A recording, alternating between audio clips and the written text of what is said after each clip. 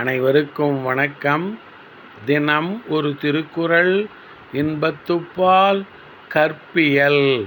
அதிகாரம் 130. நெஞ்சோடு புலத்தல். குறள் எண் 1300.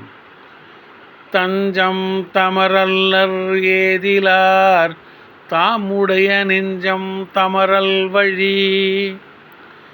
தஞ்சம் தமரல்லர் ஏதிலார் தாமுடைய நெஞ்சம் தமரல் வழி. தமக்குச் சொந்தமான நெஞ்சமே உறவாகாத போது அயலார் உறவில்லாதவராக அன்பு இல்லாமல் இருப்பது இயல்பானதே ஆகும்.